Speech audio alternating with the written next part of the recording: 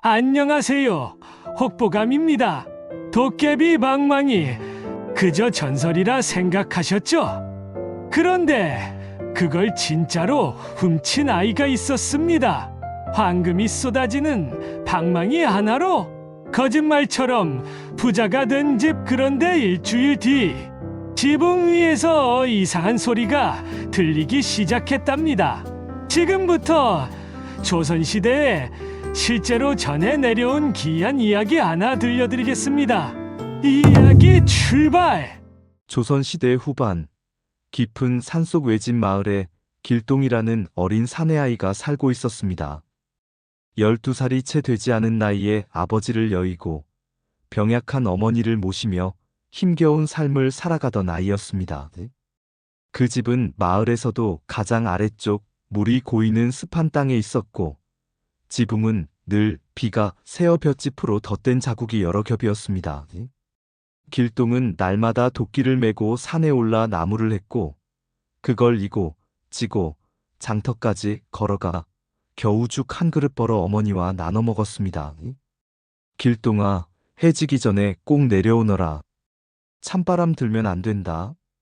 어머니는 늘 같은 말씀을 하셨고 길동은 고개를 끄덕이며 대꾸했습니다. 예, 어머니. 오늘은 마른 장작으로 많이 해올게요. 그날도 길동은 산속 깊은 곳까지 올라갔습니다. 가을바람은 싸늘했고 나뭇잎은 서걱이며 떨어졌습니다. 도끼질을 하던 길동의 귀에 어디선가 낯선 소리가 들려왔습니다. 쿵징! 징껄껄껄! 하하하! 사람 같지 않은 웃음소리에 길동은 움찔하며 고개를 들었습니다. 이상한 징소리와 북소리, 웃음소리가 울창한 숲 사이로 들려오고 있었습니다. 겁이 나긴 했지만 호기심이 더 컸습니다. 길동은 조심스레 소리가 나는 쪽으로 발걸음을 옮겼습니다. 나뭇가지 사이로 엿보이는 커다란 바위 뒤, 그곳에서 믿을 수 없는 광경이 펼쳐지고 있었습니다. 붉은 갓을 쓴 도깨비 넷이 둘러앉아 연애를 벌이고 있었고 한 도깨비가 방망이를 휘두를 때마다 금덩이, 쌀빛 한 조각에 쏟아져 내렸습니다. 방망이 끝에선 빛이 뿜어져 나왔고 도깨비들은 술에 잔뜩 취해 웃고 떠들며 노래를 부르고 있었습니다. 길동은 숨을 죽이고 바위 뒤에 몸을 숨겼습니다. 저 방망이만 있으면 어머니와 쌀밥을 드실 수 있을 텐데 머릿속에 그 생각이 맴돌았습니다. 방망이를 갖고 싶다는 욕심이 서서히 마음을 채웠습니다. 그때였습니다. 도깨비들이 서로 술을 더 마시겠다며 방망이를 두고 실랑이를 벌이다 결국 바닥에 던져버리고는 술통을 끌어안고 잠이 들어버린 겁니다. 길동은 가만히 몸을 일으켰습니다. 심장은 두근거렸고 손에는 식은땀이 흘렀습니다. 천천히 아주 조심스럽게 도깨비들 사이로 다가갔습니다. 그들의 코 고는 소리가 들릴 정도로 가까웠습니다. 방망이는 생각보다 크고 묵직했습니다. 손에 닿는 순간 팔 전체가 찌릿할 만큼 강한 기운이 전해졌습니다. 길동은 방망이를 품에 안고 뒤도 돌아보지 않고 산길을 내달렸습니다. 숨이 차고 다리가 후들거렸지만 발은 멈추지 않았습니다. 드디어 산 아래 자신의 집이 보이자 길동은 한참 동안 멍하니 서 있었습니다. 그날 밤 길동은 촛불도 켜지 않고 방문을 걸어 잠근 뒤 조심스레 방망이를 꺼냈습니다. 흰쌀밥 주세요. 그 말이 떨어지자 방망이 끝에서 툭툭 무언가가 떨어졌습니다. 그것은 분명 맑고 하얀 쌀알이었습니다. 길동은 숨을 들이마셨고 금세 다시 외쳤습니다. 은전도 주세요. 이번에는 작은 은전이 3개, 방망이 끝에서 굴러나왔습니다. 놀라고 기쁜 마음에 길동은 그날 밤 단단히 숨겨둔 방망이를 꼭 안고 잠이 들었습니다. 그 뒤로 길동의 집에는 변화가 생기기 시작했습니다. 쌀독은 채워졌고 어머니는 오랜만에 기운을 차리셨습니다. 마을 사람들은 수군대기 시작했습니다. 저 집은 분명히 어디서 복을 받았나 보지? 흉한 징조는 아닌 거겠지? 하지만 길동은 누구에게도 방망이에 대해 말하지 않았습니다. 밤마다 길동은 몰래 방망이를 꺼냈고 쌀과 돈을 조금씩 얻었습니다. 욕심은 날이 갈수록 커졌고 방망이를 쓰는 횟수도 늘어났습니다. 그리고 방망이를 훔친 지 정확히 7째 밤, 지붕 위에서 이상한 소리가 들리기 시작했습니다.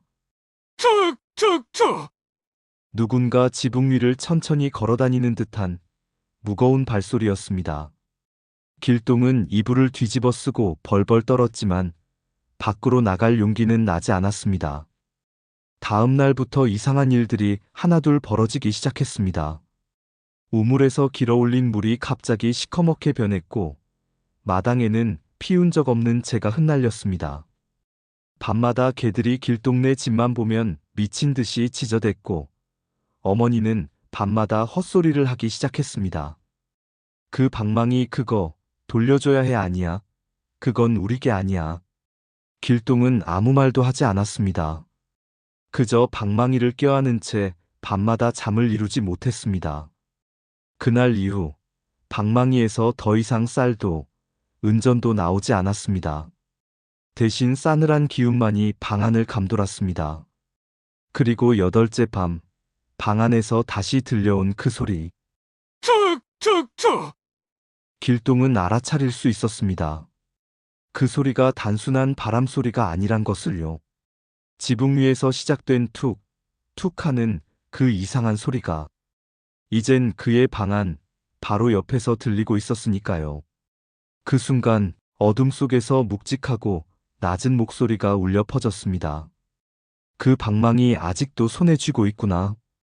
놀라움과 두려움에 몸이 얼어붙은 길동은 이불 속에서 숨을 참은 채 귀를 기울였습니다. 익숙한 그 목소리. 분명히 그날 산에서 연회를 벌이던 도깨비 중 붉은 갓을 쓴 도깨비였습니다. 그 도깨비는 천천히 방 안을 가로질러 길동 앞에 섰습니다. 한번 묻자. 너 그 방망이 내 거라고 생각하니? 길동은 말을 잇지 못했습니다. 손에 쥔 방망이가 점점 더 무겁게 느껴졌습니다. 도깨비는 길동을 빤히 바라보다가 조용히 말을 이었습니다. 방망이를 돌려줄 수 있다면 지금이 마지막 기회다. 아니면 그 대가를 치르게 될 거다. 넌 욕심내지 않았나? 쌀이 나오고 은전이 나오고 사람들의 부러움도 받았지. 하지만 그건 네 것이 아니었지. 길동은 작게 떨리는 목소리로 대답했습니다. 죄송합니다. 전 그저 어머니께 쌀밥을 드리고 싶었을 뿐이었어요. 그러자 도깨비는 조용히 고개를 끄덕이며 말했습니다. 그래. 그 마음은 알겠다. 하지만 세상엔 공짜가 없어. 방망이를 계속 가지고 싶다면 대신 누군가를 데려가야겠지. 길동의 표정이 굳어졌습니다. 누구를 데려간다고요? 네가 가장 사랑하는 사람. 그 사람이 대신 대가를 지불하면 돼. 그 순간 길동은 머릿속이 하얘졌습니다. 가장 사랑하는 사람이라니. 말하지 않아도 알고 있었습니다. 어머니. 그날 이후 어머니의 상태는 더욱 악화됐습니다. 눈은 흐려졌고 말수도 줄었습니다. 밤마다 헛소리를 하며 잠에서 깼고 음식을 거의 삼키지 못했습니다. 그 방망이 안 돼. 그건 우리 거 아니야. 어머니의 중얼거림은 도깨비의 말처럼 저주처럼 들렸습니다. 길동은 밤마다 방망이를 끌어안은 채 잠도 들지 못하고 떨었습니다. 그 방망이는 더 이상 금이나 쌀을 내놓지 않았습니다. 대신 손끝이 얼어붙을 만큼 차갑고 무거웠습니다. 며칠 후 길동은 꿈을 꾸었습니다. 그 꿈 속에서 오래전에 돌아가신 아버지가 언덕 위에서 길동을 바라보고 있었습니다. 아버지는 부드러운 눈빛으로 다가와 말했습니다. 길동아, 그 방망이는 너와 어울리지 않는 물건이란다. 사람은 가난해도 마음만은 부자여야 한다. 넌 누구보다 착하고 착실한 아이다. 지금이라도 마음을 돌리면 다시 모든 것이 제자리로 돌아올 거다. 꿈에서 깨어난 길동은 뜨거운 눈물을 흘리며 방망이를 바라보았습니다. 그 순간 결심했습니다. 돌려드리자. 그걸 원래 주인에게. 다음 날 새벽, 길동은 방망이를 품에 안고 산으로 올라갔습니다. 도깨비들을 처음 만났던 그 바위.